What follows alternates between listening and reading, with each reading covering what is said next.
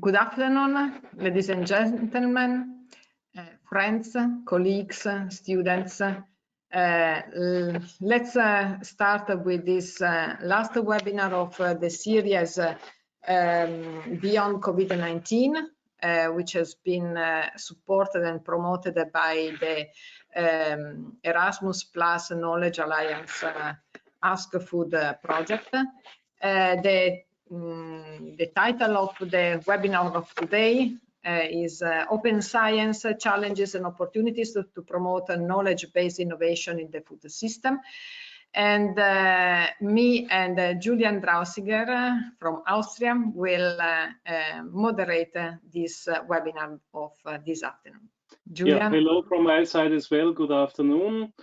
Thank you for the project coordinator to introduce myself. I'm the dissemination manager of the AskFood project, and therefore I'm more than happy that together with Paola, we will guide you through this webinar, collecting your questions and carrying out some fruitful discussions about the presentations made so far. The webinar of today has a very rich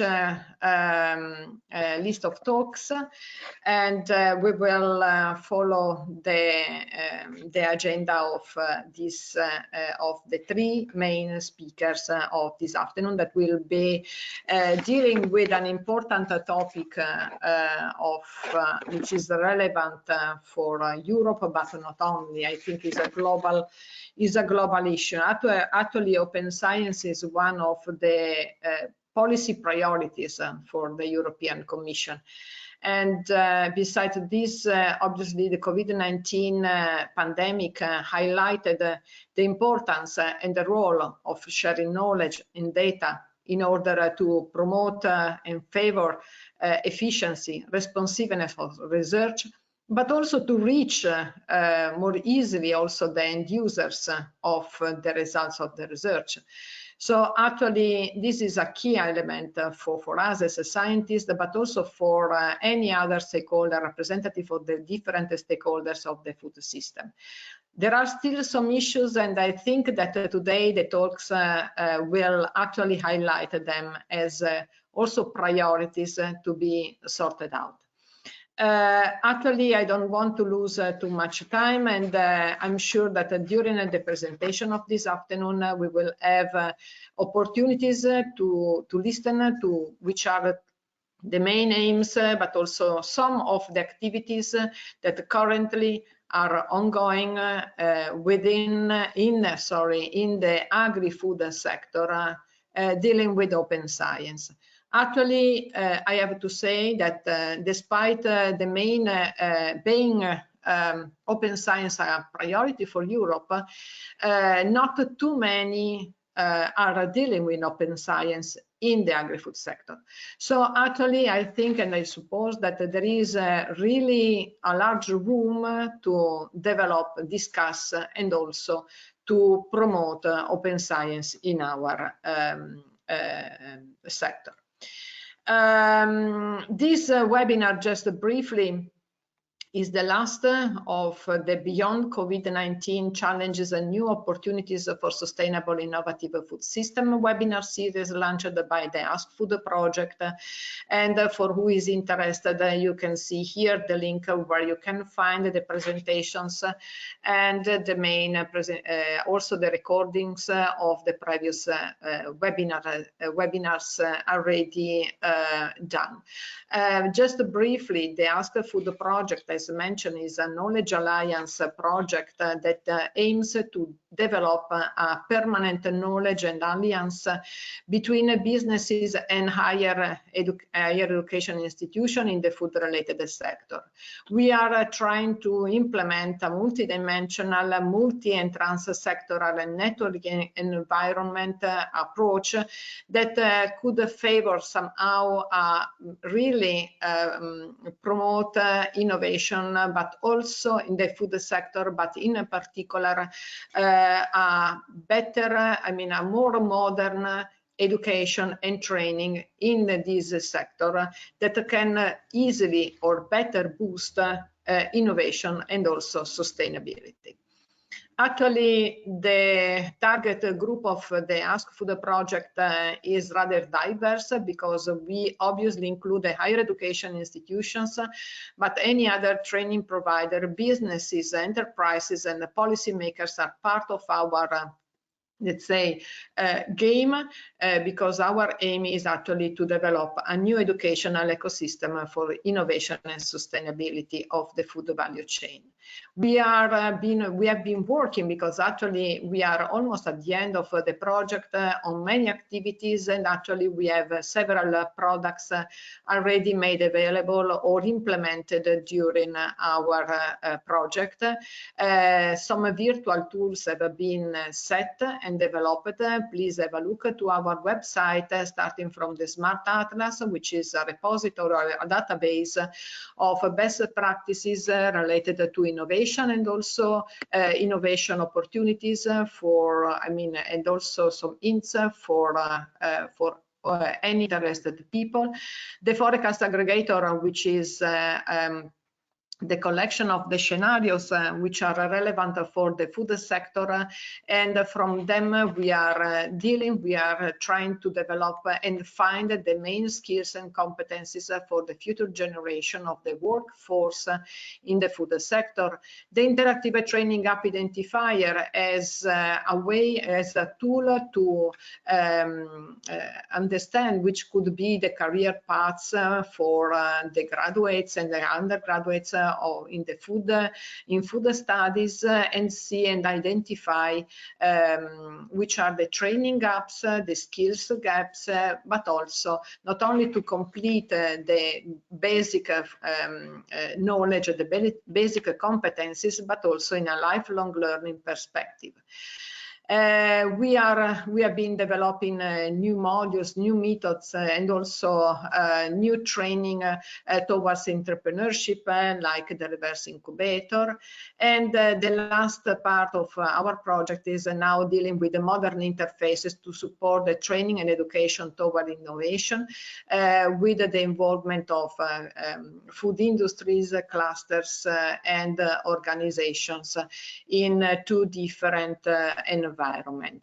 So for who is interested, please have a look to our website or write to us, and we will provide you all the information. So now is the time to leave the floor to our speakers. I just would like to remind to all the participants interested to make questions to our speakers, to write the questions in the chat box, and to indicate clearly the speaker you are interested to give the specific question. And unfortunately, Lydia Borrell Damian can stay with us only to a certain time this afternoon, so maybe just after her presentation we will maybe open a small discussion time. And so let's start now. I would like to thank in the background also Fotini, which is from the ASKFOOD Association, which is actually supporting us, is a partner of the ASKFOOD project, but actually the ASKFOOD Association is supporting us in this webinar series, and Fotini today is our staff support. Dr. Lydia Borrell Damian actually is the Secretary General of Science Europe, one of the associations representing the major public organization that funds and also perform excellent groundbreaking research in Europe. She has a main expertise in research, and I think that she will give us a very good introduction on open science in terms of the opportunities, obviously the issues that we have to deal with, but also how is the state of the art in this field. Lydia, the video is yours, and thank you very much for having agreed to support us in this webinar of today. Good afternoon, everybody. First of all, I would like to congratulate AskFood for their efforts in identifying the skills gap and trying to provide solutions for that. I think this is, of course, food sector is super important to all of us. I have to confess, I know very little from the food sector, and that I was very surprised to receive the kind invitation from the project to provide a presentation on open science. Later, they clarified that that didn't matter so much, that they wanted to have an overview of open science, to which I agree. And here I am, and I hope that you will find this presentation inspirational. I will speak, of course, from my perspective as a Secretary General of Science Europe today. However, 2 years ago, I was working at the European University Association as Director for Research and Innovation. So all the universities that are partners in this project are very familiar to me. And I will also introduce concepts that I worked while I was at the European University Association, because if there is anything that open science is a platform, it's a paradigm on the way research is conducted and assessed and disseminated that requires the contribution of all stakeholders in research. This is just for you to have as a map of Science Europe to show that we have members across the EU 28 and beyond, so EU and associated countries. We have the big national research institutes or national agencies. I copied this from the AskFood website, so I'm sure you will be fully familiar with this text, but it was to put things into your context, as I will say many things that apparently would be unrelated. So again, this is something, okay. I can see how you have been working on the transformation of the food sector. You are working on that. And this is not all that different from what any other sector is today doing. Look at the energy sector, for example, which I know relatively well as well, due to my past as researchers. There is a fundamental change on many paradigms in the way research is done today. And open science is really driving what we think is the culture of the future. Open science, I'm sure you know, is about making research and research outputs accessible to all. It is based on a collaborative approach. It's about sharing results, but not just sharing them, but also making them interoperable, which is very important to use the best way possible the research investments and their outputs. And it's also an opportunity to set open standards and processes. We could, in a perhaps simplified way, we could think of open science as a group of horizontal issues and vertical issues, and I put them on the slide in quoting marks, because depending on how you look at them, you can just reverse them, and what I called vertical, you can call it horizontal in the other way around. But the way we look at it is it's just a practical framework to structure our work.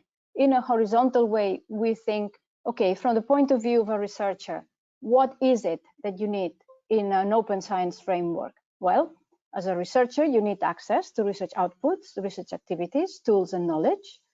You need a good or an adequate research recognition systems to recognize research activity. You need access to research infrastructures and supporting infrastructures. You need a proper policy framework and legislation. And of course, last but not least, you need good investment and financial management.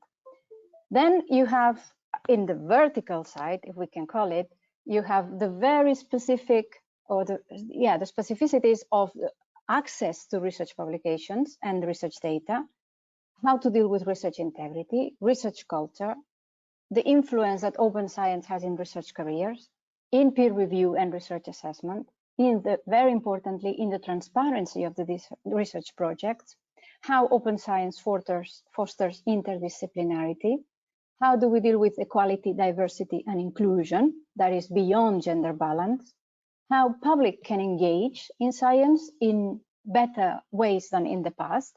And again, last but not least, how citizen science can also be a driver on the way science is conducted and disseminated.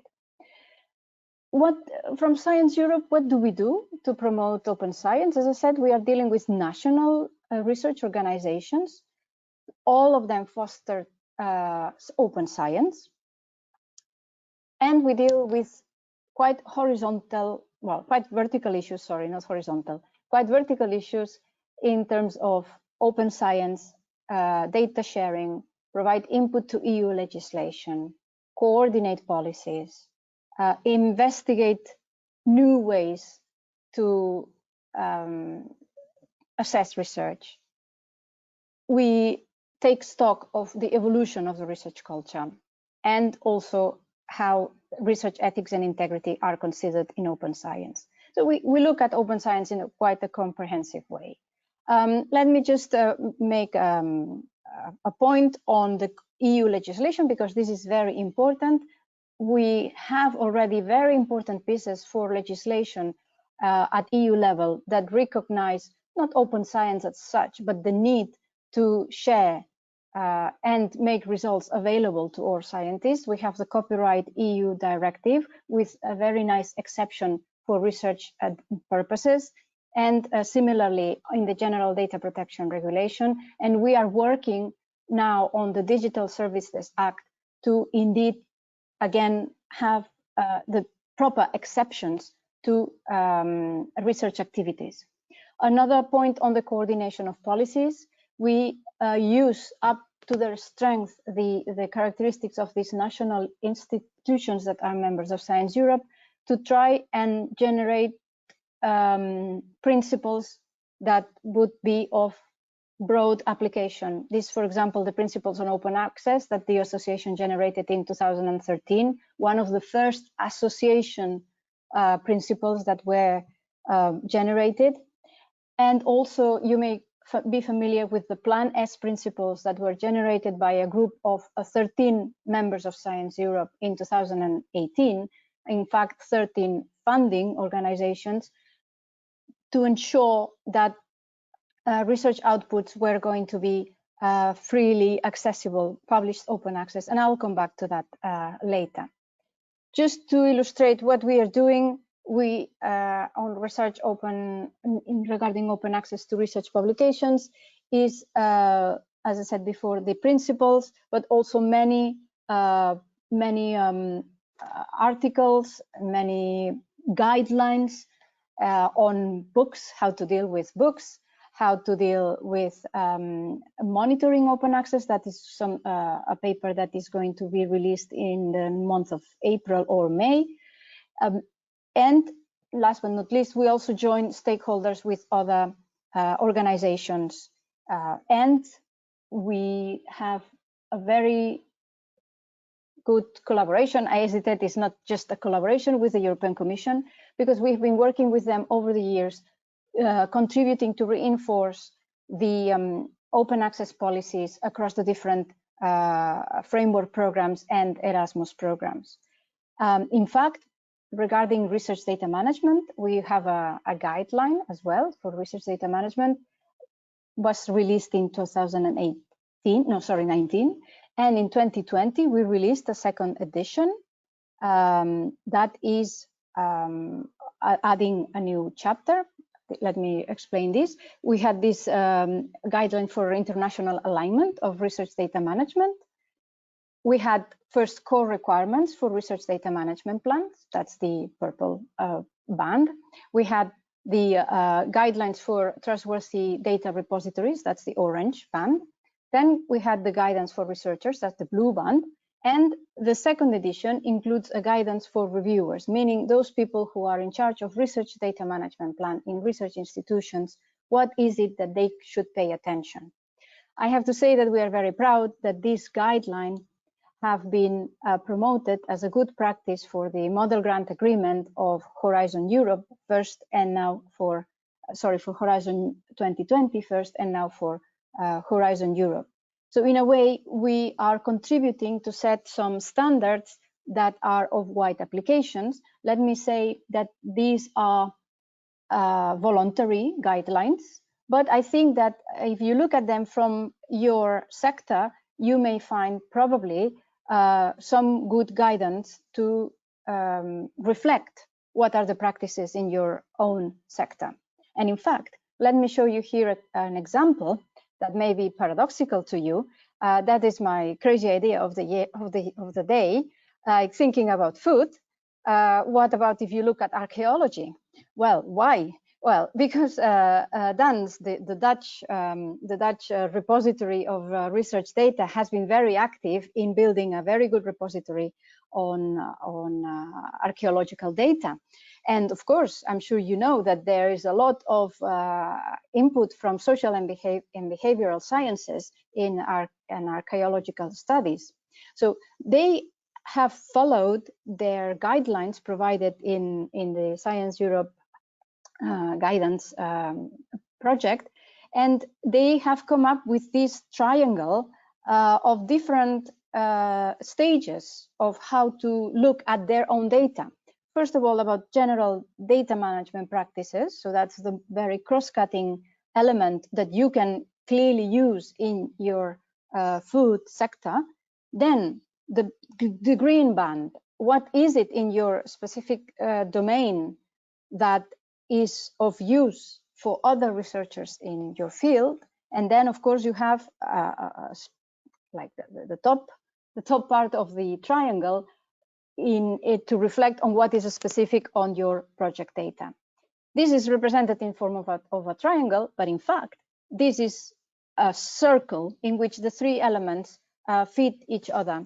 And probably you could use this as an inspiration to reflect on how are things done in the food sector. And in fact, I would be very interested in following this up with you if you were going to engage in such an exercise. I would like to say as well that next to these initiatives that we have done at supranational level, meaning building it up from national approaches and disciplinary approaches, Science Europe is also part of what is called the European Open Science Cloud. Probably you are familiar with it. This is an initiative started by the European Commission back in 2016-17. That's where the concept was developed, that aims at federating existing and future research data infrastructures to allow seamless access to data for researchers, promoting what we call the FAIR data, that is findable, accessible, interoperable, and reusable. Today, finding data is not that difficult. There's plenty of data in internet, but accessible, we could say, okay, yes, it's also relatively easy, but the interoperability of data, which is a condition for its reusability, that is still very difficult. And the European Open Science Cloud has been born precisely with the will to make that possible in the European framework. And as such, it has been established as a European partnership under the Horizon Europe framework program. And there is an association that is called the EOSC Association that manages the partnership in collaboration with many stakeholders. And that includes universities, national research organizations, research funders, scholarly publishers, research infrastructures, etc.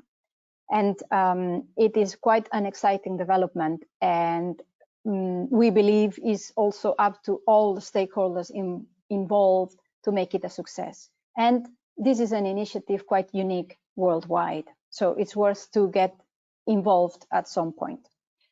All in all, Science Europe members, as I said, are very much engaged in open science, and we are not only involved at European level, but we are also involved at initiatives that have of a global level characteristics.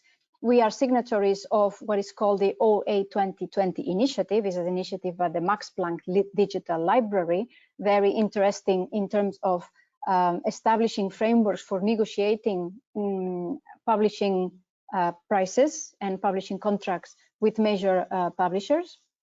And as I said at the beginning, several members of Science Europe were founding members of what is called the Plan S principles and what is today the Coalition S. I have to say that even if this started as a European initiative, now it's really worldwide initiatives, as it has not only pan-European organizations, but also worldwide organizations such as the Bill and Melinda Gates, for example, or the Wellcome Trust in the UK.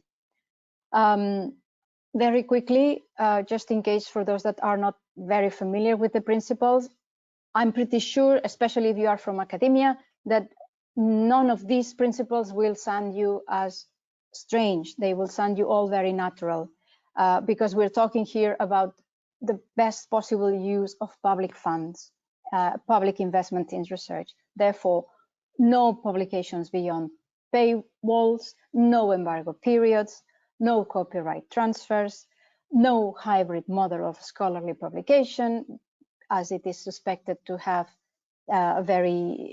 what is called double dipping, meaning counting twice and factoring twice for access to the same information. We also, Plan S principles also say that funders commit to support publication fees. There are multiple routes to open access, to comply to open access, not just one or two, we got the gold and the green, but there are others. And above all, what prevails is the will to, in a way, to go back to the basics, if we can talk like that, of the research assessment, that is measuring the interest of research publications by their intrinsic merit and not by the venue where they are published. Why I say that? That is a transition to my last point in this introductory talk about the way research is assessed. Of course, researchers need access, as I said before, they need good policies, they need investments, but they also need a research assessment system that is adapted to today's needs. And we are seeing more and more that the systems are getting into a little bit of a crisis, because they are systems that were defined 10, 20, 25 years ago. And now the breadth and depth of ways of publishing research data and research publications has expanded, and therefore is not very appropriate to keep on using old methods to assess researchers. Why I'm saying that is that because this open science paradigm is challenging the concept of research quality.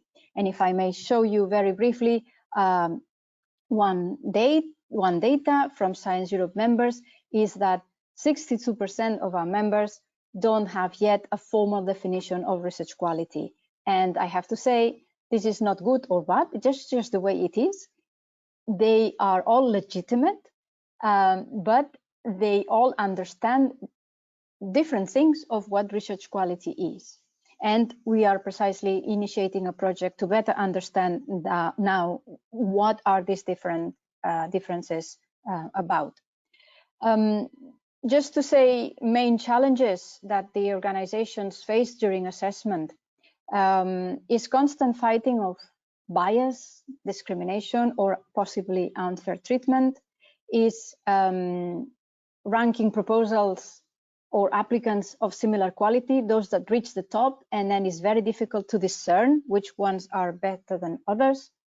The cost and efficiency of research assessments, trying to keep that controlled is more and more of a challenge.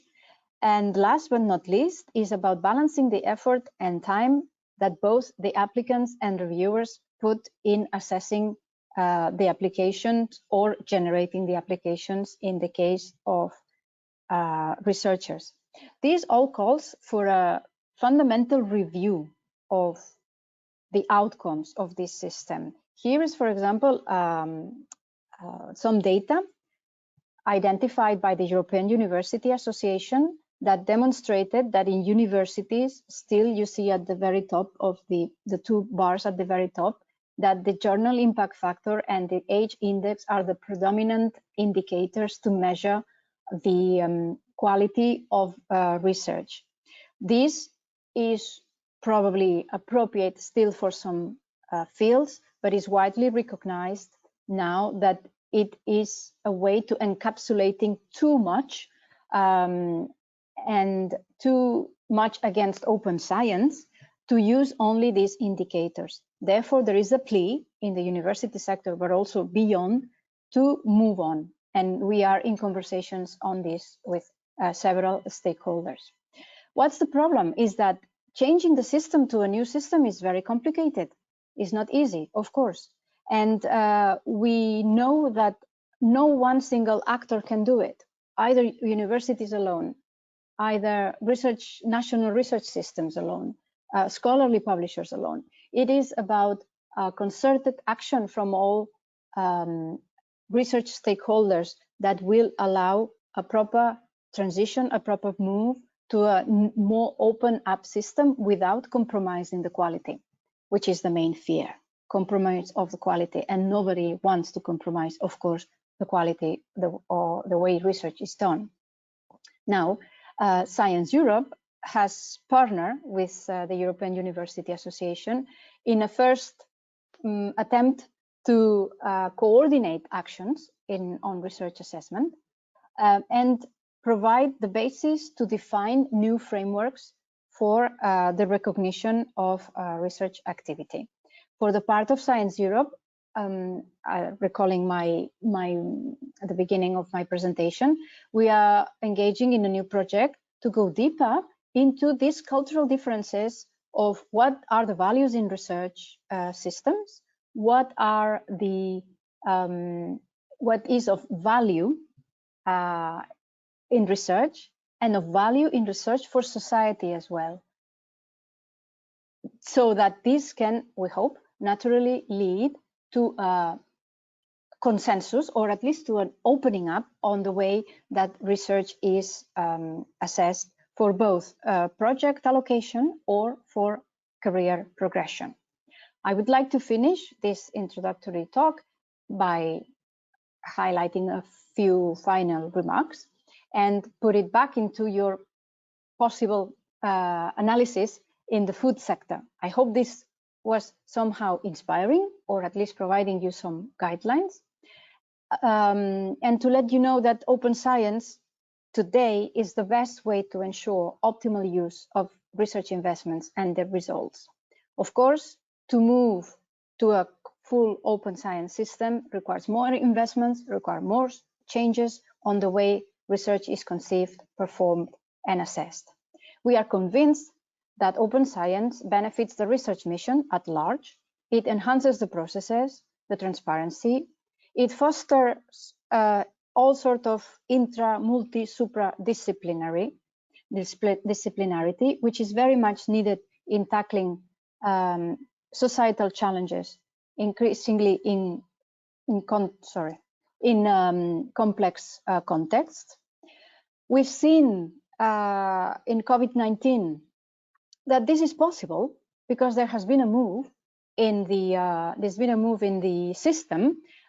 You've seen large publishing houses providing free access for all researchers in order to speed things up, and you've seen the excellent results, for example, in medical prevention, in vaccination, that the speed at which the science has moved in the past year has no precedent. So for as bad as it is, the situation we are living with COVID-19, it has demonstrated that a different world is possible. We can make it. Therefore, we are now working to try and see if this, how can this be extended to other areas. Why not food? Why not energy? Why not access to water, etc.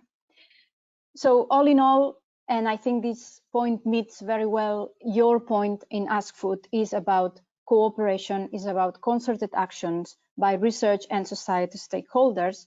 And what I said that applies to other fields, I'm pretty sure that also applies to the food sector. And we work, at least in Science Europe, we work for making open science what we call the new normal in informal terms in research processes. And with this, I would like to thank you for your attention, and I hope that this presentation was useful to you. Thank you very much. Thank you very much, Lydia. Really, I was taking notes, and really inspirational talk. Yeah, thank you, Paola. Maybe just one question from my side. As in my field of work, I'm usually working with the food industry and smaller, larger companies. I would be interested if you have any interaction with the food industry or industry participants or members in your field of work, or how the perception is related to open science, because industry usually wants to protect and not to open. Yeah. And that is not only specific of the food industry, that is specific of any type of industry. They are not very much for open science. I have to say, I have spoken from science that are normally is far from commercial applications, because everybody understands that when you go commercial, you need protection of data. That's why regarding publications is different, because they are more related to science, but data is more likely that a company at some point finds data useful.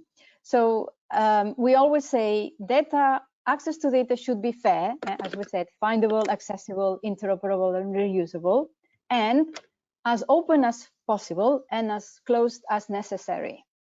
Meaning precisely this, that if there are data that has to be closed for competitiveness purposes, then it makes no sense to go down that road. Science Europe, we work a lot, and also when I was at the European University Association, we work a lot in the public sector of research. And quite often as I said, on research matters that are far away from competitive results. Is in that framework where open science can be fully deployed and then closed as necessary when there are industry applications on the horizon. Thank you. Thank you very much, Lydia. I have a couple of questions. So one, obviously, I was somehow also discussing this last week with actually a software house provider. And actually, I mean, I think that overall, it is needed a change of mindset looking at open science. I think that this is the change of mindset is somehow rather complex for, I mean, my generation. I mean, we have been working in somehow in a certain way for many, many years. So now we have somehow to look at also our research in a different way, looking to different impact, as you were saying, which is the quality of how to evaluate the quality of our research, just because new data or because of the impact in our society. This is something that we have to deal with now.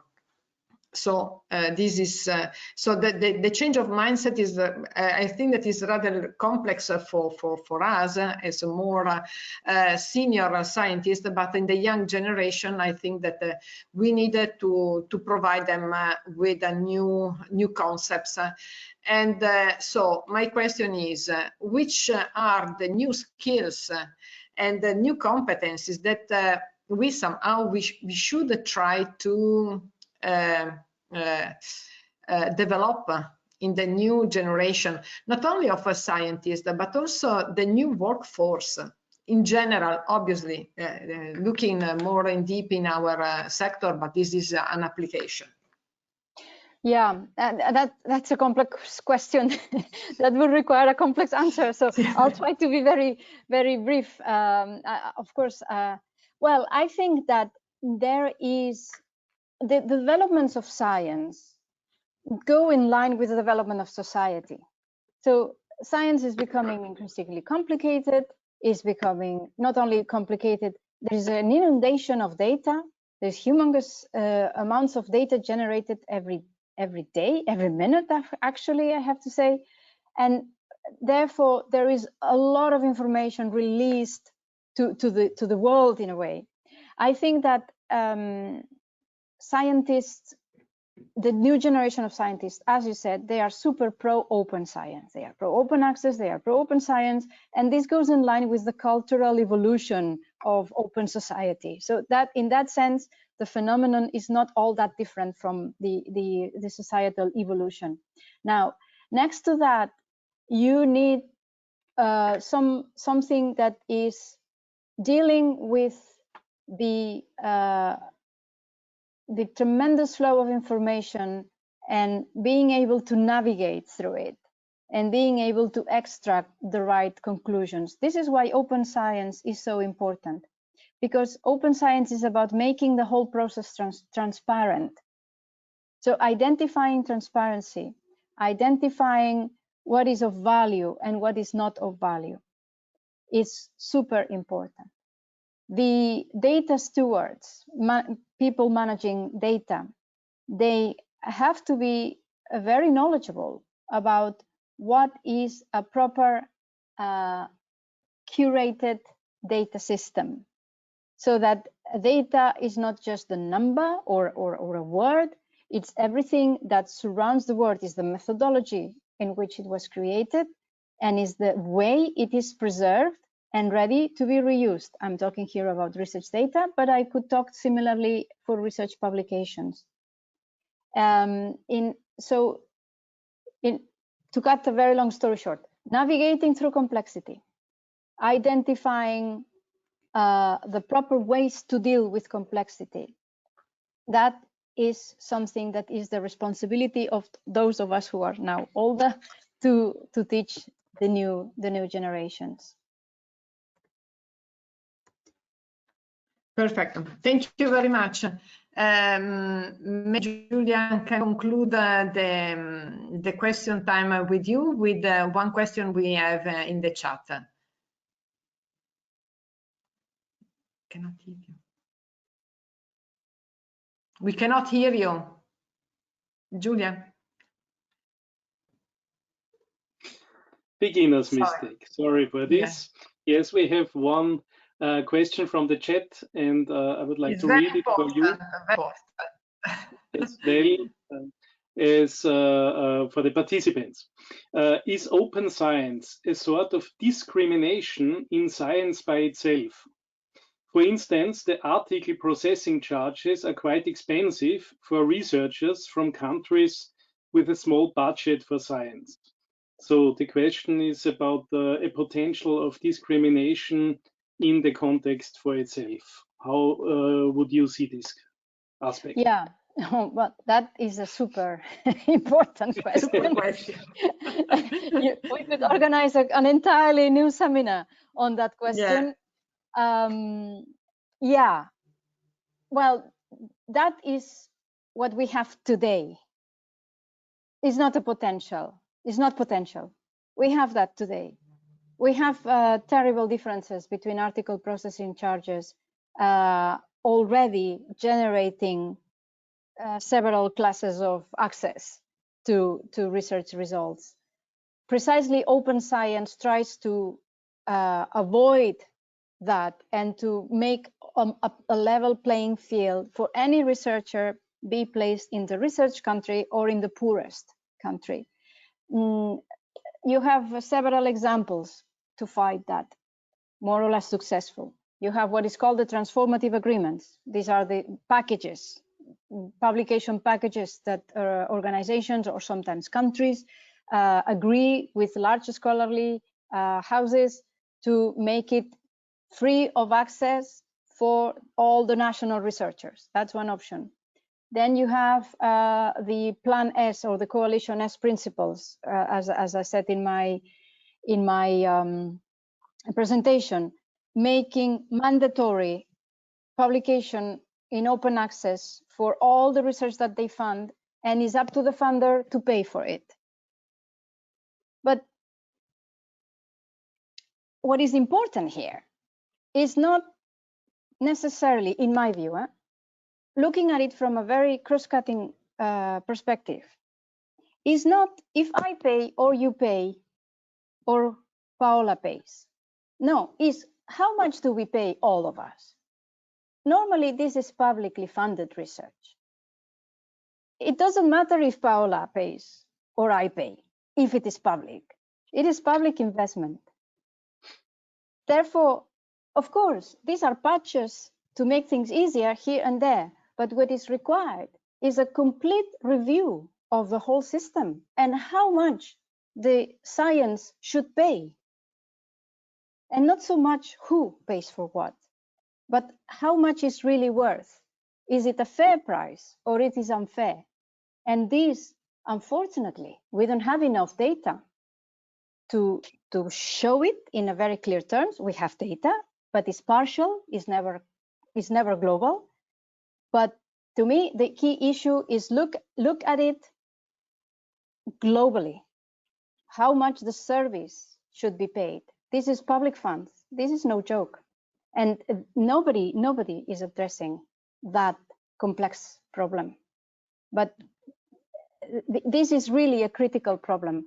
We try, the colleagues at the European University Association are trying, and we try our best as well. It's not that we are not trying, but it is very difficult. Information is partial, is compartmentalized, etc. That's why we believe that open science can facilitate transparency, can make things at least go to the surface to then minimize those effects as generating different access for different people in different geographical areas or richer, poorer areas. Thank you very much, Lydia, also for this last discussion time that we have with you and your presentation. After your presentation, now it's time to move to the next speakers. If you can stay, please stay with us as long as you can. And I leave the floor now to Julian for the continuation of the presentation. Grazie, Paola. While Foreseen is changing the moderator's rights and our presenters will open their presentation, I may just give a few words of introduction about the next two speakers. It's Sean Estley, Senior Researcher and Communications Manager at the European Food Information Resource Institution, and Catherine Flynn, being Project Manager at the ASKFOOD Association. Sean Estley is very active, being supportive to projects in terms of enhancing training or communication activities. So partly we are some kind of colleagues because this is one of my field of activities here in Austria and Central Europe as well. And Catherine Flynn has a huge experience and expertise in carrying out multinational projects, mostly being a kind of bridge between industry and research, bringing together their demands and requirements.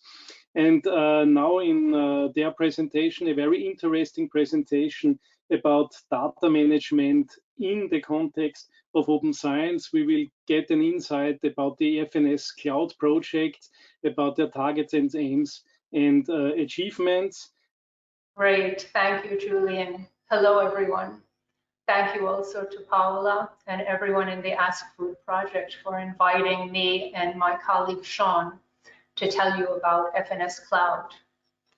Well, FNS-Cloud is aiming to launch a food cloud, and that is a place to open food science data by storing it and making it available for new and emerging food and nutrition scientists to use. The FNS-Cloud project is also producing new services because, as we heard from this first speaker, open science is indeed quite complicated, and we need resources for the food and nutrition scientists to use these open science tools. So open science is quite hot, and the experience that we have already had and the emotions that we feel about open science are quite varied. Some scientists, as Paula mentioned, especially the younger generation, may be very involved in opening up their research, while other scientists might be quite hesitant to share their data. And some of us are resistant to publishing in what we see as lower quality journals that are open access. Some of us are overwhelmed by the requirements to make our data open that our institutions or maybe funding agencies may be imposing on us. And others are maybe excited about the ability to see the data that our colleagues around the world might be collecting. And so I'm going to ask you now to do some interactive tasks or exercises with me. And I start by asking all of us to go to a Padlet and take a moment to think about and then to write in just 1 or 2 words what we feel, what emotion we have when we hear the words open science. Here is the link to the Padlet, and this link will appear in your chat. And everything that you write in this Padlet, the full 1 or 2 words, are completely anonymous. So please, be honest, write what you really feel, as positive, as negative, or even as mixed up as it might be. And let's take a look at this Padlet. Let's see if I can share the Padlet. Here it is. So please follow the link. Go on to this Padlet, click on this cross on the bottom right, and put a couple of words anonymously about what you feel when you hear the words open science.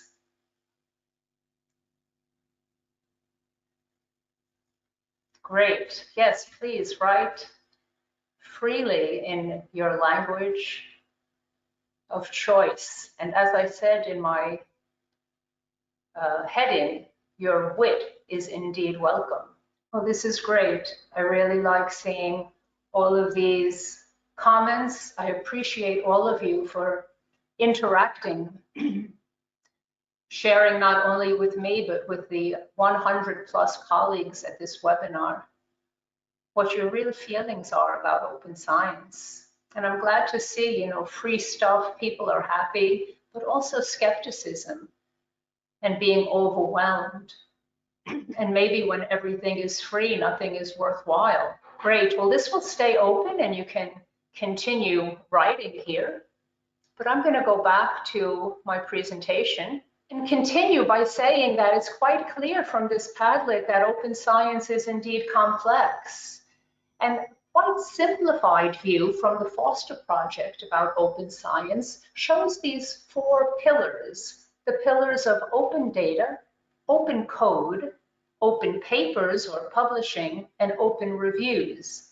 And I'll tell you, when I first started in FNS-Cloud, even these 4 pillars of open science were news to me. And I've been a researcher for over 20 years, but I didn't have the idea that open science meant anything more than open access publishing. And now that I'm working in the FNS-Cloud project, I find out that there's really way more to open science than even these 4 pillars. There's what the European Commission shows in this diagram, what I call the wheel of open science. And here I bring your attention to this inner circle or round figure where you see the word conceptualization. So even starting with the concept of your research project, you can make that open by having a science blog and getting input from colleagues and citizens about what you intend to study. And then the gathering of your data can have open lab workbooks. The analysis of your data can use citizen science input to contribute to the analysis and statistics and interpretation. You can publish a preprint, you can publish open access. So there is a whole circle of components to open science going way beyond what we traditionally consider. And I put a circle here around open data because I will talk about open data for the next 5 or so minutes in this presentation. But I also put a small circle around alternative reputation systems. Because as my colleague Lydia said, part of the resistance to open science and to open access publishing in particular is that we are not rewarded for it. And a part of the open science agenda is to evaluate scientists not only on their publications, but on their contribution and their participation in this entire wheel of open science. So I'm going to take a moment to remind us about data and open data. I think we know, most of us, that data are a set of values, and that may be about any sort of topic ranging from transport when the next bus is coming to scientific data. I might be collecting about the microbiome, say, of a group of individuals. And open data is when that data is freely available for everyone to use. For some data, there's no question that we all believe we have the right to know when the next bus is coming. But for some data, there might be some questions. I might wonder if I want to make my data that I collected on microbiome composition public. I also might not be sure if I have the right to share personal data. And I might not be sure if I use the proper GDPR standards when I collected that data that are necessary for me to share it. So there are a lot of complications about sharing my scientific data that might not apply to the sharing of other types of data. Now I'd like to try another interactive exercise. Here I ask you to go to this site, and again, we will put it in the chat. Go to this site, livevoxvote.com, and put in this PIN number, 11956. It's in the chat. And I'll give you 1 minute to answer this question. Have you ever produced research data? And then I'll ask you a second question. Have you ever uploaded data to an open data repository? And then finally, I'll ask you if you ever searched for data in an open data repository. So let's take a look at this VoxVote and look at all those Padlets that came in, fabulous. And here's our VoxVote, and I'm starting the 1 minute countdown. Have you ever produced research data? Okay, as I suspected, most of the scientists attending this webinar have indeed produced research data. Let's go to question number 2. Have you ever uploaded your data to an open data repository? And again, I'm not surprised, you'll see in a moment why, that more than 3/4 of us have never uploaded our data, although more than 3/4 of us have indeed produced data. Let's go on to the final question. Have you ever searched for data in an open data repository? Well, that's great. So many of us have indeed searched for data, and we know how to go to an open data repository and search, although we seem to not know or to not want to put our data in an open data repository. Well, interestingly, or perhaps not interestingly, this is very similar to the results that we had when we posed this question to the members of the FNS-Cloud project. So these are food and nutrition scientists from around the world, working on a project about opening up food and nutrition science. And they said, very similar to you, that they did indeed produce research data, but in fact, they did not ever upload it to an open data repository, but they did want to look in a repository for other people's data. So what's going on here? There's some kind of obstacle that is preventing us from making our data open. It seems to be the case. Let's take 1 minute, our final interactive point, and write down what the single biggest obstacle is that is preventing us from opening our data. The link to the Padlet is here, and we also will put it in the chat for you. I want to say I really appreciate all of you taking the effort to fill in this Padlet. This is a part of our work in the FNS project about making food and nutrition science open. We need to know what food and nutrition scientists think, what they want, what's preventing them from making their data open. So I'm going to leave this Padlet open, and you can continue to write the obstacle.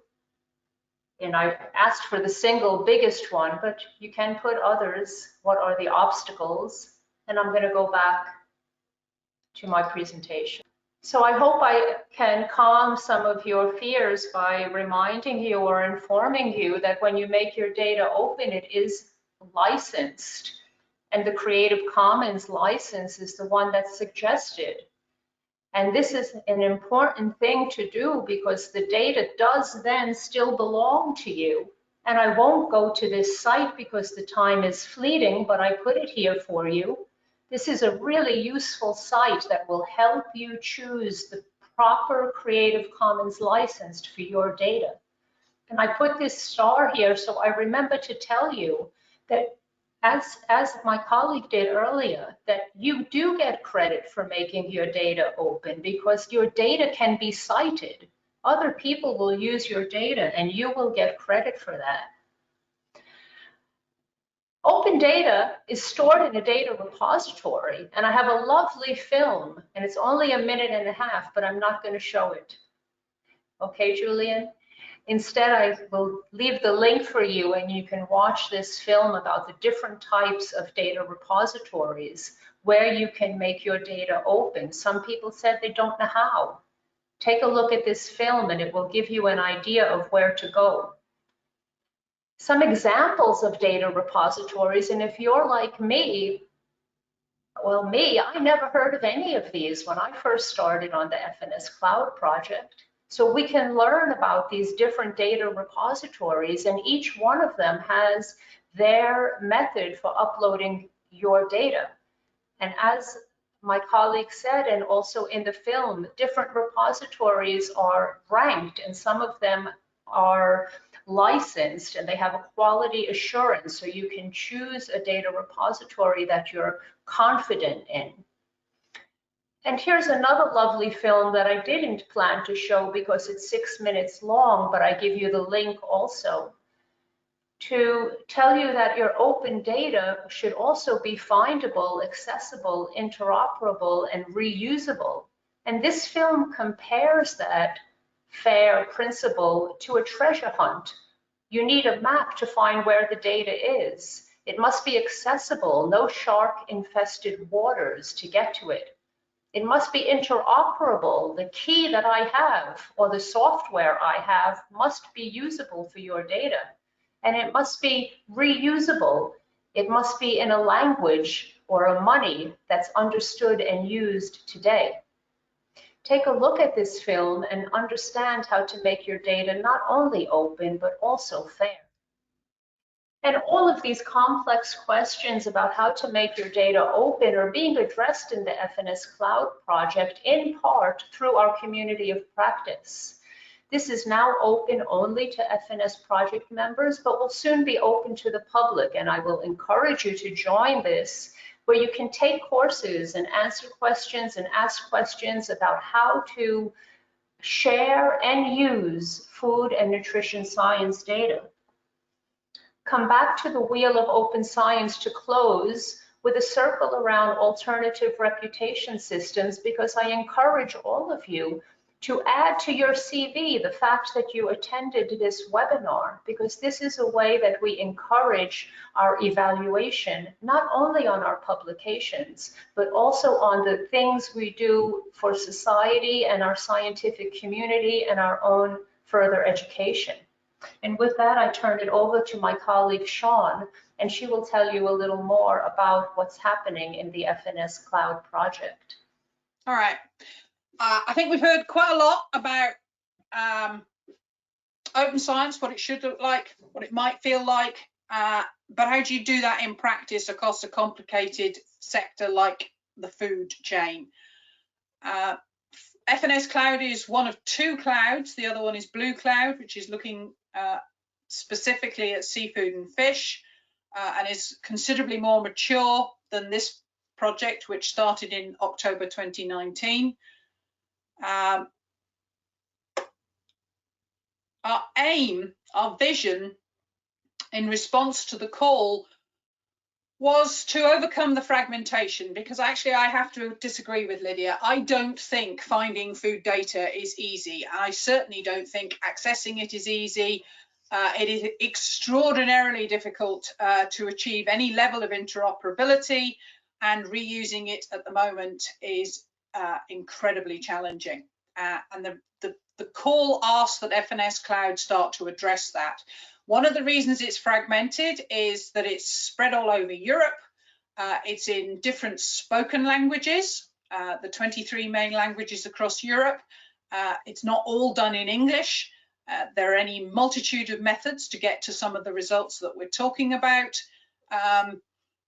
They're also done in different ways, different methods, different fields for the actual data, and that makes a challenge for finding it, but also the metadata that you need in order to exploit that data. And even if all of those are in place, there are then issues with the tools and the services for you to be able to interrogate that as a researcher.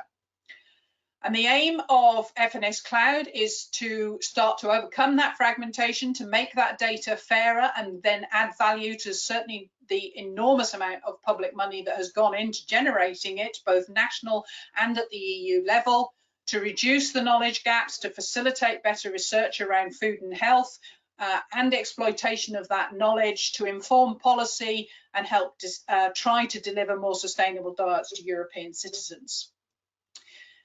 So more specifically, the mission is to implement and test the cloud, the actual thing that the data is at least going to be accessed through, whether or not it hosts it, because you don't necessarily need to have it hosted there to be able to find it.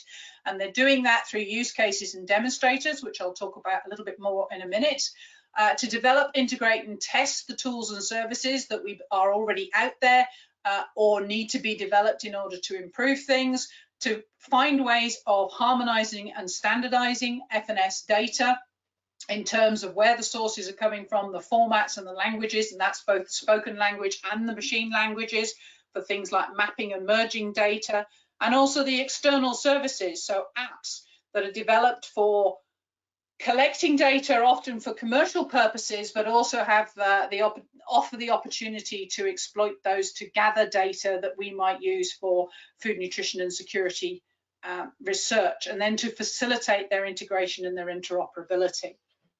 And then it's about engaging the FNS user communities, you and others, and that includes the food industry, to improve cooperation, reduce the barriers, reduce the biases, reduce the things that get in the way, like cost, like access to funding for the innovation and the exploitation, and then develop the governance and the business model. Because the simple fact is that if we're going to make this work, we have to take researchers with us. You have to want to share it. You have to want to engage in that process, keeping in mind that the Commission has always said as open as possible and as closed as necessary. And you don't need to leap from the one to the next. Sharing data is not a binary process. It's not closed or open. It's often somewhere between the two. I'm not going to talk about this slide. It's a nice slide. It sort of gives you some idea to the whole food environment. You've got the political drivers, you've got the socioeconomic ones, you've got the development, you've got availability, accessibility, and utilization. Actually, FNS-Cloud is only dealing with this bit, the bit that's shaded in there. And even then, it's not dealing with all of those. But that gives you some idea of the reach of the project. The project is set up with 8 active work packages. The 9th is dealing with ethics. I'm going to talk more about 4 and 5 here, which is the use cases and the demonstrators, but we are also obligated clearly dissemination, communication and engagement, education, training and support, which is as important as the science ones, because one of the issues that was addressed in the call for these proposals was leveling up the playing field. The reality is that for many food researchers, the playing field, the access to opportunities and to different sources or indeed publication, it simply is not level across Europe, and it needs to be. And then, as I said, the governance and the sustainability. And then on the technical side, we have the actual creation of the cloud and the standardization and interoperability, which is all about the tools and the services.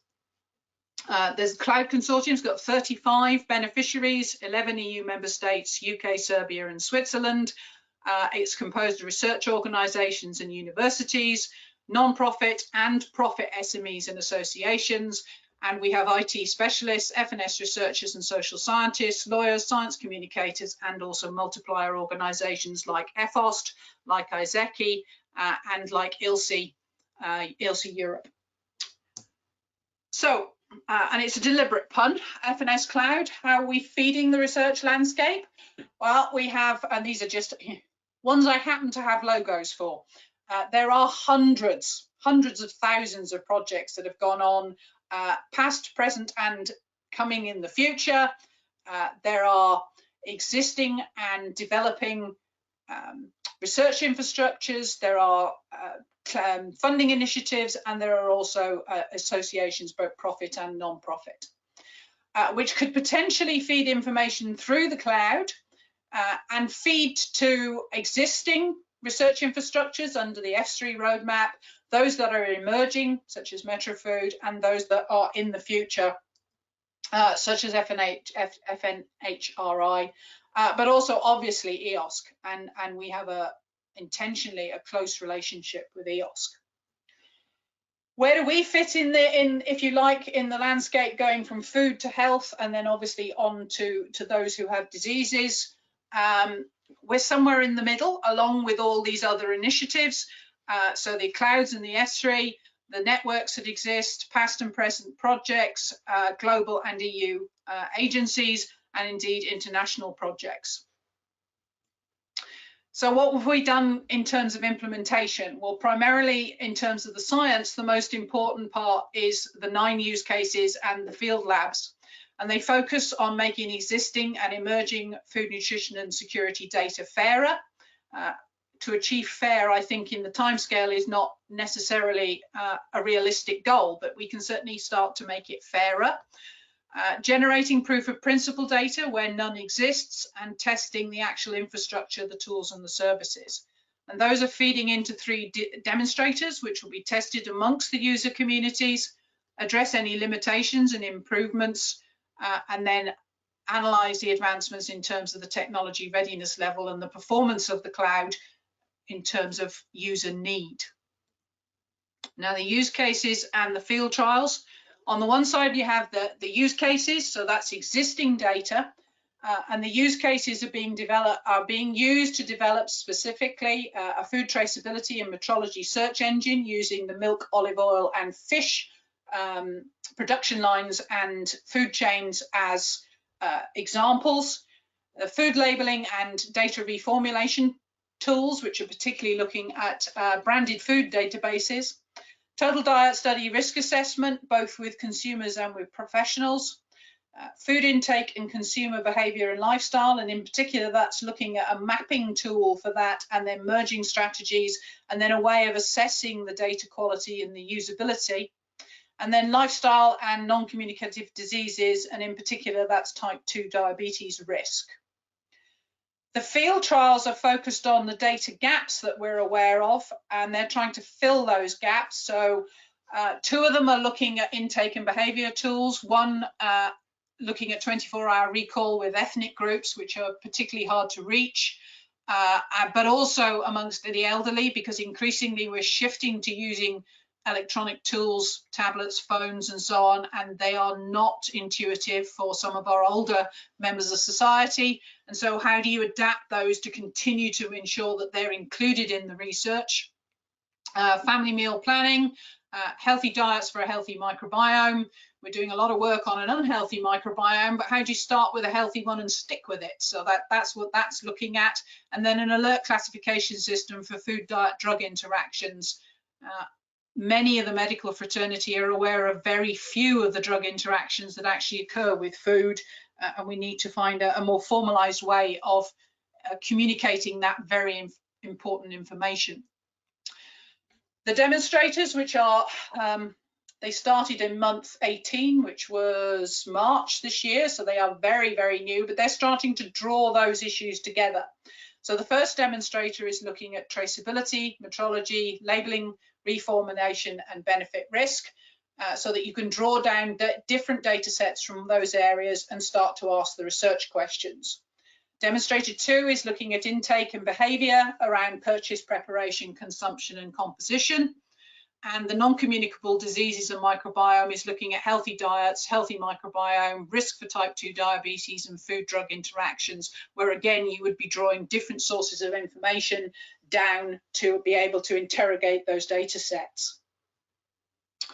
So the expected impacts of FNS-Cloud in terms of outputs of the projects, we're looking to see improved professional skills, competencies, and importantly, confidence in using those and interrogating massive amounts of data. Increased transnational and trans-interdisciplinary exchange and cooperation, greater emphasis on user community and user-centered research outputs. And by that, I mean where it becomes mandatory rather than just a nice thing to have as far as a funding agency is concerned. And those user communities are you as the researchers, but also others like policymakers, as well as consumers. Sustainability, there's been a lot of discussion around what constitutes a sustainable cloud. There is every possibility we could go down the line of a non-profit organisation, as EOSC has, and indeed as some of the other projects have in the past. We could look at a profit organisation, but that creates issues for potential user communities.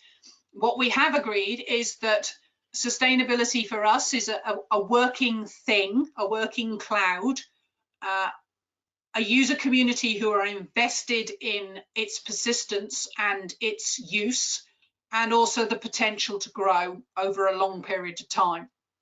And that is our basis for moving forward. If we don't achieve that, then in our view as a project, we've not achieved anything that's close to sustainable. We also would hope to see a scientific excellence globally and employment opportunities, because as the food data becomes more available, then better research will offer those. In terms of the uptake of the recommendations coming out of the project, that's a measurable increase in FNS data verification, facilitation of dialogue and exchange amongst user communities, because at the moment those user communities are not communicating well. You've not got communication between IT and app developers, for example, and food scientists. You've not got that communication often between the research and academia and the food industry, and you certainly haven't got that discussion and dialogue between government and funding agencies and those parties, or at least not to the level that you would need to make this work properly.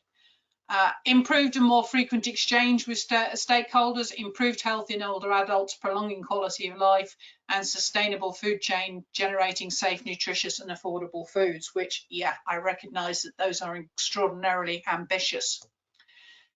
So just to summarise the outputs, the cloud itself would offer a virtual research environment, data discovery and accessing, object publishing, integrated data and tools, the catalogue to search what data is available, and a technical architecture that is compatible with EOSC. We'd have a community that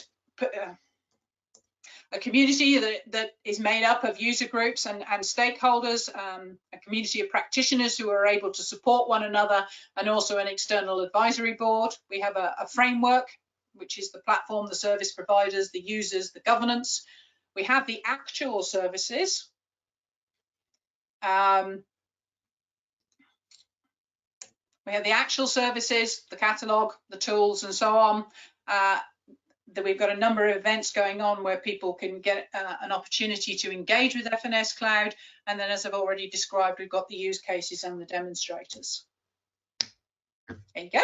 I would like to switch over to the last presentation coming from Ima Subirats-Koll from the FAO. And together with her, we would like to get an insight about the enhanced accessibility of agricultural information by open science. We've just heard that it's not so easy to get the access to food-related data. Now we want to see the enhancing potential for agricultural research information. So Ima, I kindly ask you to share your screen with us, and I will refrain from you not to take more minutes from your speech. So I'm not sure how many minutes I have. I will try to be fast because I presume that the people are going to be a little bit exhausted after the 2 hours of presentation. So first of all, thank you for having invited FAO to participate in this webinar. It's a pleasure to be here, and congratulations for the AskFood. Seems to be a very interesting project, and as well the FNS-Cloud. That is definitely a very nice proposal, very interesting one. So I'm going to talk about how FAO is using open science principles to provide more accessibility to the agricultural information in general. So for those that don't know much about Food and Agriculture Organization, FAO, this is a specialized agency of the United Nations, and we are leading the international efforts to defeat hunger.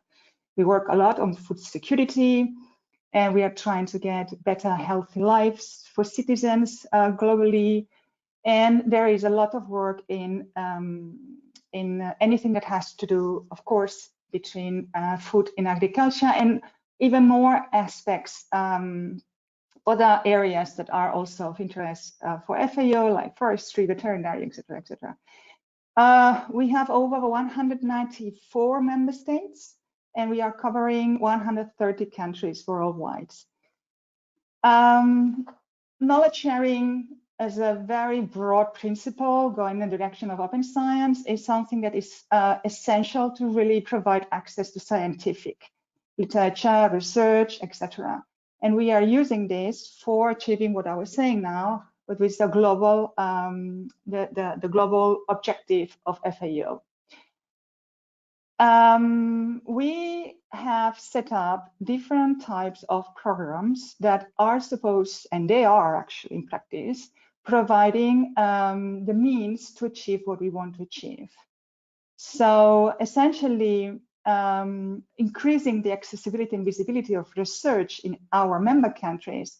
What we are looking for is what was mentioned before about the FAIR data. We'll come back to that later, but so to make sure that at least principles of like usability, interoperability, everything that has to do with FAIR are possible for every country that is a member country of FAO. Why? Well, because the ultimate goal is to really provide some support to the indicators that are behind the Sustainable Development Goals, the SDGs. That was interesting that my colleague before also mentioned that is one of the ultimate goals as well in the context of the framework that has been set up for that cloud. So essentially, this is a context, very in a kind of nutshell. So we have a goal. We want to provide research and data and scientific literature accessible for everybody, but we also want that what is being produced from Zimbabwe to Peru is also accessible for the rest of the people that are doing research in the areas that FAO is involved. For open science, I will go to the definition that UNESCO has, also because it's matching very well with what are the principles that we are using in the context of open science. As you all know, open science is nothing new, has been let's say, called from 2014, and is now being defined with this name. But there are things like open access and open data that are there for many, many years now. It's nothing that has been set up during the last 5 to 10 years. But essentially what we are interested in FAO is to support open access. We want to support open data, or if it's not possible, open data, fair data. And we want to do that because this should support the society in general. For that, we have, as I mentioned before, set up, and I'm highlighting here only 3 programs that are very much linked to what I'm defining. One, for instance, is the one that is looking for the promotion of accessibility of scientific information in food and agriculture. It's called AGRIS. Then what we are doing as well is to strengthen engagement of the stakeholders in the scaling up access to and dissemination of agricultural data. And we are doing it through semantics that are very much linked to interoperability in the FAIR data principles. And this is through a vocabulary that is called AgroVoc. And we also try to improve the quality and effectiveness of agricultural research and education. How we do that? Well, we do it with massive open online courses, capacity development, and also setting up communities of practice, because we are very much interested that people from a bottom-up approach share their experiences and they stimulate them to build on the top of what other organizations, other people have done in the past. So essentially promoting lessons learned experiences. Let's go first for AGRIS. AGRIS is pretty old. It's there since 1974, sorry, nothing new. And you can see that there are 2 URLs in case that you are interested in visiting it. One is a static website and the other one is a search engine. But let's define what AGRIS is and why it has been selected for this presentation. AGRIS is essentially a program in FAO that is built on 3 elements. We have a network. We have a network of stakeholders. And we have more than 450 institutions worldwide in 150 countries that they are sharing the same principles to disseminate what they are producing in their organizations. They are interested in what they invest in their organizations is known as much as possible on the World Wide Web, and is linked, connected with other information systems, with other publications, etc. So there is a common interest within this AGRIS network. This AGRIS network is providing us with structured bibliographical records.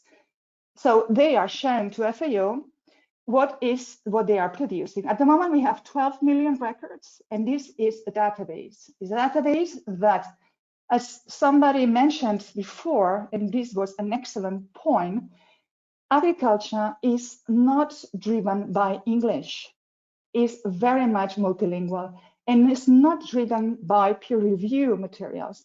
It's very much gray literature. And this is why I think Ocean was mentioning the difficulties that they are facing in order to create a coherence among all these, because agriculture is not a science. It's not a set of sciences that are produced in the north and global south are linked to the north, etc. This is produced all over the planet, and they are communicating through networks that have been there for many years. And this database, just to finalize with this slide, this database is shown and is searchable through a web portal, which is agris.fao.org. Just as curiosity, AGRIS was born as paper. Here I put a stamp just to show you, and moved to online, the website, just at the late 20th century. So what do we have there? What is what people are sharing? What are the open access components, the open data components that they are interested to share? Well, typical scientific literature products. So we have books, we have conference papers, we have also data sets, we have journal articles, we have lots of technical projects, theses, many, all covering the FAO's areas of interests. And what we are willing to achieve is to have a comprehensive scholarly research information tool in the agricultural domain, in the food and agricultural domain.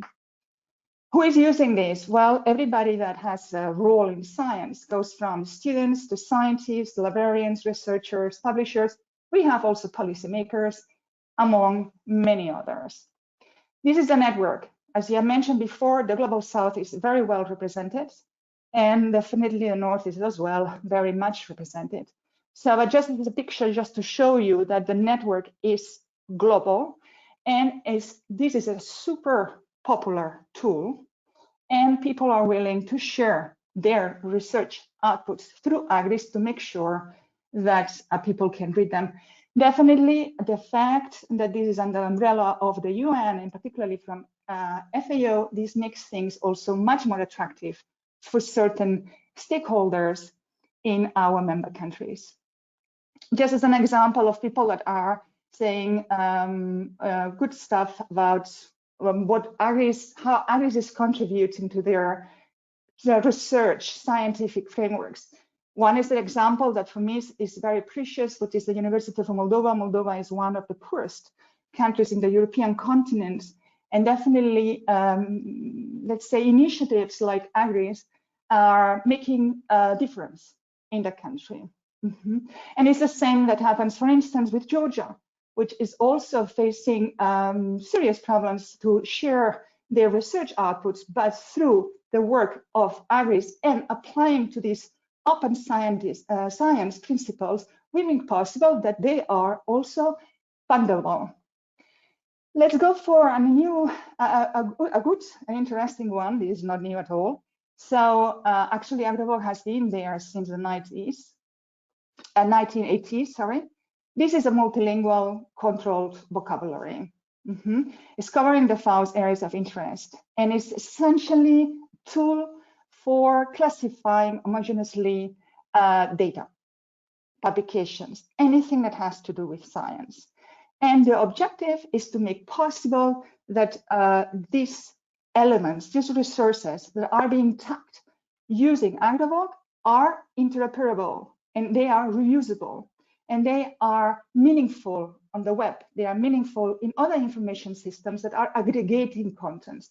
At the moment, as I mentioned, is multilingual. We have up to 40 languages. It's quite big. We have about 39,000 concepts and more than 800,000 labels, and it's extremely popular as well. We have about 36 million accesses a year, just for instance. This is the AgriVoc, how it can be used, and AgriVoc is link open data. Essentially, as I mentioned, is thought for providing a tool to organize knowledge for subsequent data retrieval. And this is an example of 2 publications that are being tagged using AgriVoc. You see that they are linkable, and this means that in an information system, you can link among the publications based on keywords. As I mentioned before, this is very much linked to the FAIR principles, particularly the I3, which is the metadata use standard vocabularies and ontologies. It's a link open data set, so it means that we are linking to more than 20 vocabularies, and therefore this is not just blah blah, it's really a matter of fact that is supporting the standardization of metadata through the links to other vocabularies. We have plenty of stakeholders, more than 25, working with us to curate this vocabulary, and all over the planet, as you can see. And just to finalize, we have the communities of practice, the COPs. They are crucial to make sure that we put in place the programs, but then we have this bottom-up approach that is supporting as well the adoption of these programs into the scientific framework. So we have AIMS, which is the community of practice for agricultural information and data management specialists around the world. Essentially, it's a forum. It's at the aims.fao.org. And yeah, I mean, essentially, you can register, you can simply connect with others, you can share your lessons learned, experiences, etc. There is also another community of practice that is led by FAO together with Embrapa in Brazil and National Agricultural Library in the USDA in the United States, which is the Interest Group on Agricultural Data. That soon is going to be another community of practice. This is under the Research Data Alliance umbrella. Essentially, this is a community that is very much focused on food and agriculture key players that they want to share their experiences and provide some guidance as well about what they do in the organizations. They want to learn as well about what others are doing, etc. Highly recommended in case that you are interested in following up what's going on out there in terms of food and agricultural research, scientific research in a global sense. And just to finalize, we have also the massive open online courses, which are, I have highlighted two. We have the Open Data Management in Agriculture and Nutrition. This is an online course that is aimed to facilitate or to strengthen the knowledge of those that have to produce and consume open data in agriculture and nutrition, how to do that, how to implement that. And it's the same for the Farm Data Management, Sharing and Services for Agriculture Development online course that is also meant to strengthen the skills of people that want to use and manage data to benefit farmers and farmer organizations. But they are online, and particularly the second one has been published as a book recently. And just to finalize, to mention that all the work that FAO is doing around what I mentioned and is a key element for anything that has to do with COVID-19. So for us to work with these principles, and as I mentioned, we are working on them quite a long time now. It's crucial to make possible that research and knowledge is being transferred in a, let's say, coherent and efficient way among our member countries. And that's it. Sorry for being so fast. I didn't have that much chances to explain it a little bit longer, but if you have any questions, even after the meeting today, you can send me an email to any of these 4 emails that are here. Here you have the URLs that are behind all the work I was explaining. And my team and myself will provide you with any further explanation if you need. Thank you.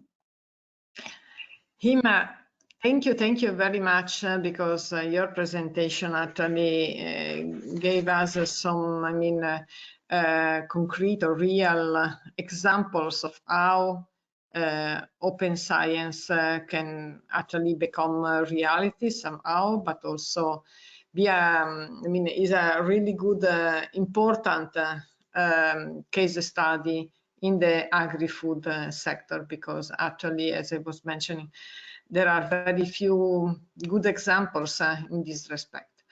I just would like, before to open some discussion, so thank you very much also for having advised and alerted the participants that they can contact you. Unfortunately, the time is rather limited because we would like to keep it according to our schedule, so they can contact you anytime. And ASKFOOD is also open to organize further events if we find that there is still need to discuss about other topics in this field.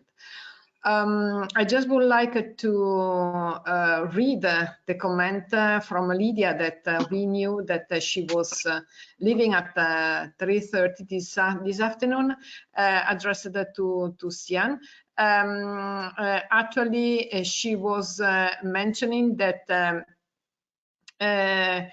she's in agreement with what Xian was saying, that making data interoperable and reusable is very difficult, not easy at all. So actually, this is something Lydia was asking us to communicate to the FNS-Cloud speakers this afternoon.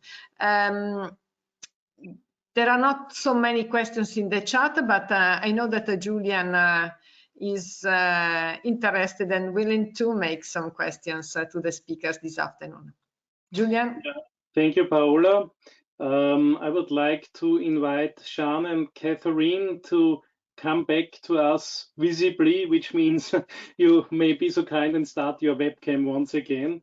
I have 2 questions for you. Maybe first to Catherine. You were telling us and presenting us create the Creative Commons system, and also these 7 different types of Creative Commons strategies. My question would be, as we are also at the moment in the AskFood project are dealing and discussing the topic of Creative Commons, implementing the Creative Commons system. If you have any practical experience with these 7 types, or do you know that there are 1 or 2 most preferred types out of the 7? Or is this such a broad offer with these 7 different types that anybody has to choose for himself? Or are there any recommendations which of these types to choose for which activities? Yeah, hi, Julian, thanks.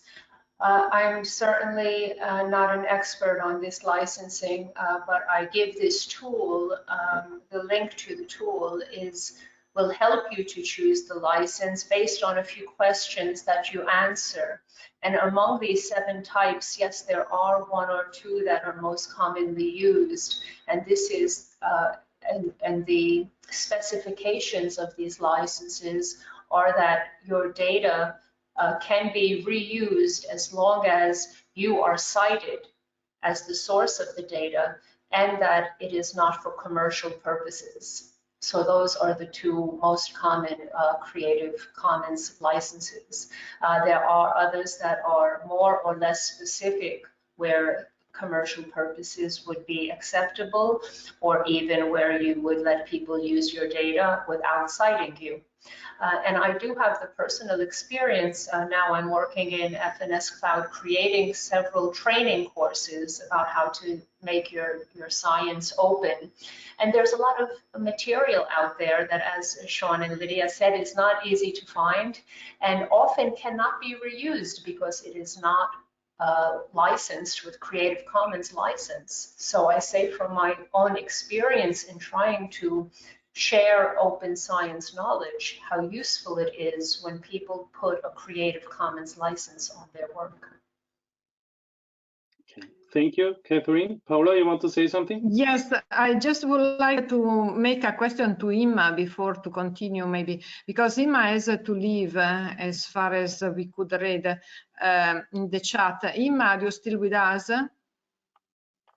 Yeah, yes, I have just Just some minutes left. a brief question. Yeah, just a brief question from one of the partners of the AskFood project. Actually, how can the platforms managed by FAO be fed with outcomes from the EU projects, like the AskFood itself, if it's possible? Yeah, it's possible. Absolutely, it's possible. You can register as data provider. You can send us to either an API or if you have a web image interface, anything that we can harvest from your site. Otherwise, you can send an XML file with the metadata and we publish it, and it's accessible from others. Okay, thank you very much indeed. We'll be in touch with you as well. Thank you. I'm leaving. It was a pleasure. Okay. Thank Thank you you very much, Imma. For your contribution and goodbye. Yes. Yeah, I have a last, may say, provocative question to Sean for the context of open science.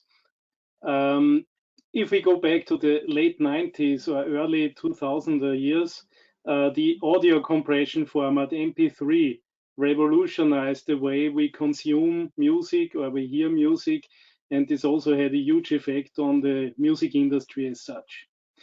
Open science, as I was following your presentation and the benefits it could have and the mechanism how it works, could open science be a threat to the existing systems like Springer or Elsevier or all these publishing, let's say, industry?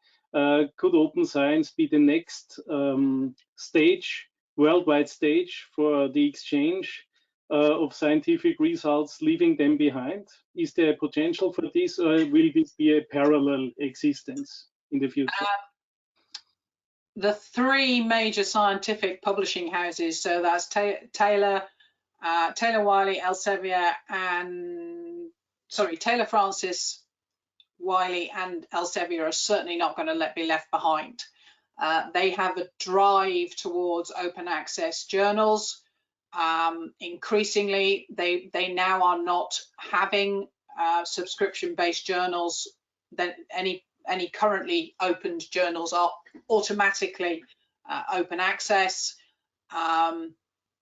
Existing journals have got mirror publications which are open access. So one for which I'm an editor, which is Food Chemistry. We have Food Chemistry X, which is the open access version, and they've done that in anticipation that one of the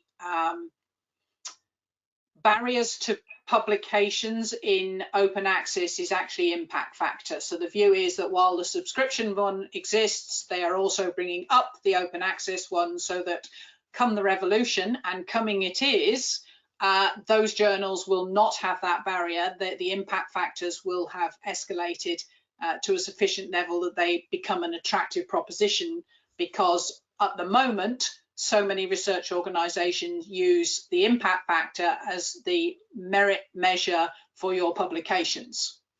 So certainly the publishing houses are not being left behind. And it's an interesting discussion that one of the barriers is that open access publication is costly towards the researcher and or the project. So clearly, increasingly, projects are having to include a budget for open access publication because the European Commission now demands this.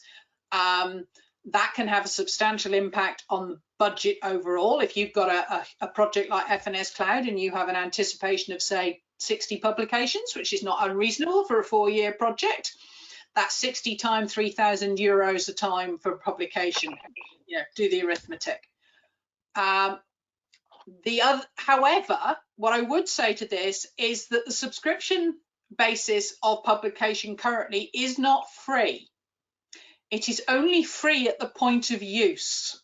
Someone is paying that subscription. In most cases, it's institutes or universities. So when researchers make the comparison between not paying and paying for open access, it is not a realistic comparison. And in answer to your question, is open science the next MP3, MP4? Yeah, probably. Thank you. And thank you for this important clarification that open does not mean free. Yeah, it's very important. Yeah, thank you very much. And now, as we are approaching 4 o'clock, I would like to give back to Paola to give us some final speech. Yes, thank you. Thank you very much, Julian. Actually, this last question was also part of some comments also in the box chat. Because I mean, some people was mentioning this the issue of the cost for open publication, open access publications. I just would like to comment one question from a young young participants here in this webinar of this afternoon, and she, I don't know if I hope that is female.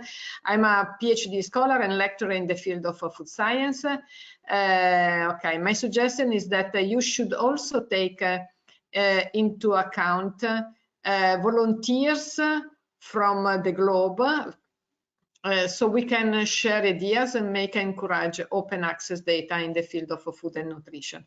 I think that this is a good end of the webinar of this afternoon. So the young generation, as mentioned by Lydia as well, is more open and willing to operate and work in this field, or in this change of mindset and the framework of sharing knowledge in different fields, independently on the discipline actually. And today we are dealing with the food and the food, agri-food sector. And this becomes more and more relevant because food is part of our everyday life.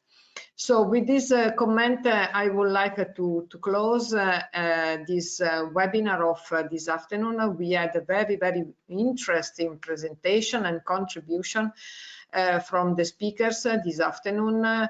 And for this, I would like to thank Lydia, Sean, and Catherine, and Imma for the very, very interesting talks and inspiration that they all of them gave us. So it's food for thought for all of us. Before thanking also my co-moderator and the staff, the executive staff, I would like also to announce that all the participants will receive an email with the invitation to fill in a very short questionnaire about the webinar of this afternoon. And with this, I close the webinar. I thank very much Julian for having helped me in this task of this afternoon, and Fottini, which is behind, but also Federica that from Termo is also helping me and helped us in setting and developing the webinar of this afternoon. Thank you very much you for having participated to this webinar. And let's keep in touch. Have a look to our website and or our social media, social pages, and you will find more information about the next initiatives that we will be launching within the ASKFOOD project. Thank you very much, and see you soon. Goodbye.